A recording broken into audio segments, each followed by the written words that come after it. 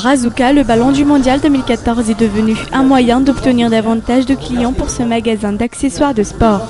Et on peut dire que ça marche, Brazuca attire du monde.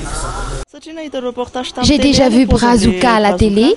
Aujourd'hui, dès que je l'ai vu, je l'ai tout de suite reconnu et je me suis précipitée d'entrer ici pour le toucher. Ils m'ont dit que c'est exactement le vrai ballon du mondial. Je pense aux Pakistanaises qui l'ont fabriqué. Ici, seulement 4 personnes ont pu se permettre de s'acheter Brazuca, qui coûte 5 fois plus cher que les autres ballons de foot vendus dans ce magasin. Mais comme cette mère de famille, rien que de le toucher suffit à la plupart des fans de foot. Les clients entrés dans le magasin n'ont jamais été aussi nombreux qu'à l'arrivée de Brazuca. Même s'ils ne peuvent pas tous se l'offrir, certains font preuve d'immense choix, rien qu'en le touchant.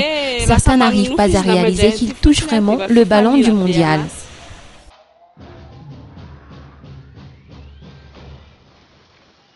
Pas seulement à Madagascar, mais aussi à l'étranger, Brazuca coûte extrêmement cher. Il est vendu à $60, soit environ 350 000 $ par Adidas. À quelques mois du coup d'envoi de cette 20e Coupe du Monde, cette usine pakistanaise a contribué à l'élaboration de Brazuca. Pas comme à chaque édition du mondial, où les ballons ont été essentiellement l'œuvre d'usines chinoises. On les teste à 95% d'humidité, à des températures de 60 degrés.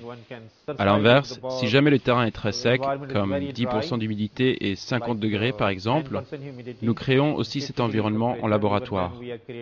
Et les Pakistanais en sont plus que fiers, même si la majorité d'entre eux, et surtout de ces ouvriers à qui l'on doit ces magnifiques ballons, ne pourront jamais s'acheter Brazuca avec un salaire minimum de moins de $100.